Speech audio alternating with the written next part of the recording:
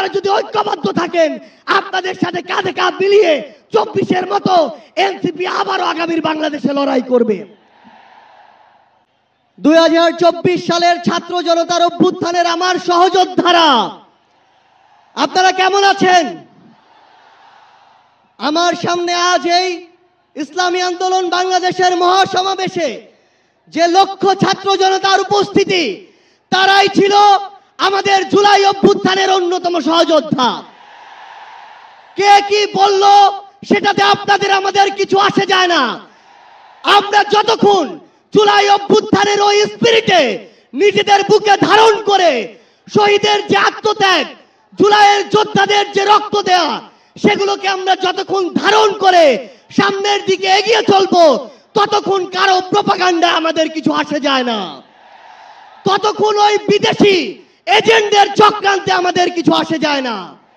আমাদের মনে আছে ওই 3, 4, 5 আগস্টে আমাদের আমির সাহেব, সিনিয়র নায়েব আমির সাহেব কিভাবে মার্চ টু গণভবনের ঘোষণা দিয়েছিলেন। আমরা স্পষ্ট করে আপনাদেরকে একটা কথা বলি, এই 24 পরবর্তী বাংলাদেশে আমরা যারা অভ্যুত্থানের সহযোদ্ধা ছিলাম, আমরা যদি ঐক্যবদ্ধ থাকি, আগামীর বাংলাদেশে আর কোন ফ্যাসিস্ট কোন নামে কোন ব্যক্তিকে সামনে রেখে, কোন দলকে সামনে রেখে এই বাংলাদেশে দাঁড়াতে পারবে না। এখন জনগণের সামনে আমাদের দৃষ্টান্ত স্থাপন করতে হবে। আমরা আমাদের কাজের মাধ্যমে প্রত্যেকটি ক্ষেত্রে যেন সেই দৃষ্টান্ত স্থাপন করতে পারি। আজকে যখন আমি আসছিলাম, রাস্তার আশেপাশের প্রত্যেকটি মোড়ে আমার ইসলামী আন্দোলন বাংলাদেশের সহযোদ্ধারা ট্রাফিকিং এর কাজ করছে।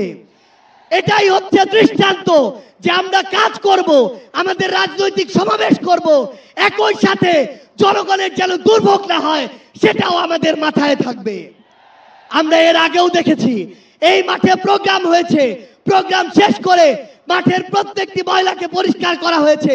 এটাই হচ্ছে আগামীর বাংলাদেশের দৃষ্টান্ত যে আমাদের যারা সাময়িক যদি কোনো সমস্যা হয়, আমরা আবার ঐক্যবদ্ধভাবে সেই সমস্যার সমাধান করব। একটা জিনিস মনে রাখতে হবে, এই অভ্যুত্থানে আপনারা যখন ঢাকার গুরুত্বপূর্ণ পয়েন্টগুলো থেকে শুরু করে দেশের বিভিন্ন রণক্ষেত্রে অংশগ্রহণ করেছেন, আপনাদেরকে পাঞ্জাবি পায়জামা টুপি দেখে টার্গেট কিলিং করা হয়েছে। আমার মাদ্রাসার অসংখ্য ভাই এই টার্গেট কিলিং এর শিকার হয়েছেন। আগামীর বাংলাদেশে কেউ যেন কাউকে ট্যাগিং করে টার্গেট কিলিং এর শিকার না করতে পারে, সে বিষয়ে আমাদের ঐক্যবদ্ধ থাকতে হবে। আমরা সংস্কার বিচারকে সামনে রেখে আমাদের এই লড়াই করছি। আপনারা পিআর এর কথা বলেছেন, এই যে পিআর, আগামীর বাংলাদেশের সংসদে আমরা যদি আসলেই জনগণের প্রতিনিধিত্ব চাই, তাহলে আগামীতে এই পিআর নিয়ে আমাদের আরো জোরে সোরে ভাবতে হবে। আমরা আপনাদেরকে স্পষ্ট করে আমাদের জাতীয় নাগরিক পার্টি এনসিপির পক্ষ থেকে অঙ্গীকার করি, বাংলাদেশের প্রশ্নে, জনগণের প্রশ্নে আপনারা যদি ঐক্যবদ্ধ থাকেন, আপনাদের সাথে কাঁধে কাঁধ মিলিয়ে 24-এর মতো এনসিপি আবারও আগামীর বাংলাদেশে লড়াই করবে। আমাদের এই বাংলাদেশের 24-এর অভ্যুত্থানের স্পিরিটের প্রশ্নে, ওই খুনিদের বিচারের প্রশ্নে, রাষ্ট্রের সংস্কারের প্রশ্নে আমরা ঐক্যবদ্ধভাবে এগিয়ে যাব।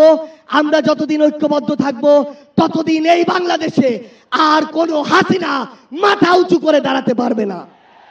ইনশাআল্লাহ আপনাদের সাথে আমাদের আবারও দেখা হবে রাজপথের লড়াইয়ে অথবা বিজয়ে। ততদিন পর্যন্ত সত্যের সাথে থাকবেন, ন্যায়ের সাথে থাকবেন। যত বড় খুনি, যত বড় সাহসী, যত বড় নেতাই ফ্যাসিস্ট হয়ে ওঠার চেষ্টা করুক না কেন, আমরা ঐক্যবদ্ধভাবে তাদেরকে প্রতিহত করব ইনশাআল্লাহ। ইনকিলাব জিন্দাবাদ।